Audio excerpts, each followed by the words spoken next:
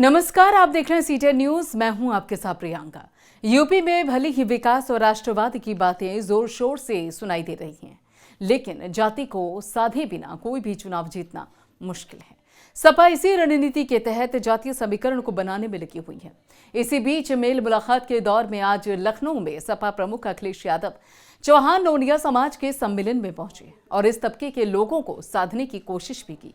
क्या कुछ कहा अखिलेश यादव ने, इस कार्यक्रम में देखिए इस रिपोर्ट में। यूपी की जमीन में जातीय बरगद की जड़ें बहुत गहरी हैं। ऐसे में यूपी को बिना जातीय गुणागणित के साधना मुश्किल है। प्रदेश में पूर्वांचल एक्सप्रेसवे, अस्पताल, बिजली, मेडिकल कॉलेज की चर्चा एक तरफ और जातीय छत्रपों का एक तरफ, सारी चीजों में भारी पड़ जाती है। अखिलेश यादव लगातार जातियों के सम्मेलन में पहुंच रहे हैं। अखिलेश यादव रमाबाई अंबेडकर मैदान में उमड़ी भीड़ को देखकर बहुत खुश नजर आए। जेवर एयरपोर्ट का जिक्र करते हुए अखिलेश यादव ने बीजेपी पर एयरपोर्ट बनाकर बेचने का भी आरोप लगाया। 2022 में होने वाले विधानसभा चुनाव में छोटे दलों के साथ गठबंधन के पक्षधर समाजवादी पार्टी के अध्यक्ष अखिलेश यादव ने आज जनवादी सोशलिस्ट पार्टी के साथ मंच साझा किया। लखनऊ में रमाबाई अंबेडकर रैली स्थित पर आयोजित जनक्रांति महारैली में अखिलेश यादव बतौर मुख्य अतिथि पहुंचे।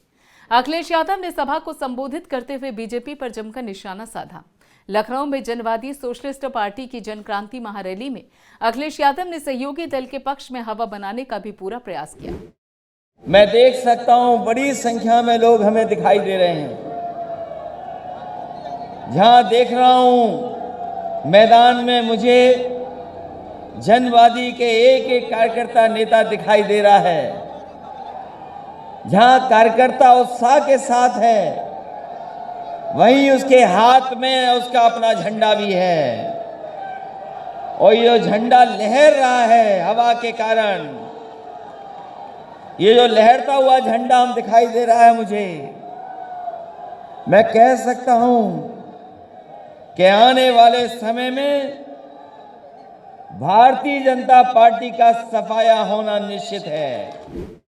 अंबेडकर मैदान में जनवादी सोशलिस्ट पार्टी की रैली में अखिलेश यादव ने बीजेपी हटाओ प्रदेश बचाओ नारे के साथ हुंकार भरी। इस रैली में मुख्य अतिथि के रूप में शामिल अखिलेश यादव ने विधानसभा चुनाव में बीजेपी को हराने के लिए पिछड़ी जातियों को एकजुटता का संदेश दिया। इसके साथ ही उन्होंने कहा कि आने वाले समय में बीजेपी का सफाया तो निश्चित है। अब तक चुनाव में छोटी जातियों को तरजीह नहीं मिलती थी। नौनिया, चौहान, गोड, लोहार, कुम्हार, बिंद, मल्ला जैसी जातियां सियासी रूप से बहुत पीछे थीं। चौहान समाज को पूर्वांचल के कई जिलों में नोनिया के नाम से भी जाना जाता है। पूर्वांचल में इनकी संख्या 8-9 लाख के करीब है, फिर भी सियासत में इनको तरजीह नहीं के बराबर ही मिलती रही है। अब अखिलेश यादव पूर्वांचल में नौनिया, चौहान को साथ लेकर मऊ, गाजीपुर और जौनपुर के ज्यादातर विधानसभा क्षेत्रों में सपा को मजबूत करने की रणनीति पर काम कर रहे हैं। भीड़ तो हमारी पहले से ही वोटों में तब्दील हो चुकी है। इसके लिए हम लोगों ने पूरे रूट लेवल पे काम कर लिया है और 2022 के विधानसभा के चुनाव में पूरे उत्तर प्रदेश में हमारा चौहान समाज समाजवादी पार्टी को 90% वोट करेगा और हम लोग समाज को समझाने में, समाज की गोलबंदी खड़ा करने में पूरी तरह से सफल हैं। और भाजपा ने जिस भरोसे और विश्वास के साथ मेरे समाज को जोड़ा था, पार्लियामेंट के विगत 2019 के लोकसभा के चुनाव में, जहां सारी सीटों पर हमारे समाज के लोग 2014, 2017 और 2019 में वोट देने का काम किया था, भाजपा ने एक भी लोकसभा का टिकट देने का काम नहीं किया था। वैसे वहीं अखिलेश यादव जी, उनके पास 37 टिकट था, एक लोकसभा का टिकट जनवादी पार्टी को देने का काम किया था। तो समाज अखिलेश यादव जी पर भरोसा और विश्वास मेरे समाज का बड़ा है और जनवादी पार्टी के नेतृत्व में 2022 में हमारे साथ रहेगा।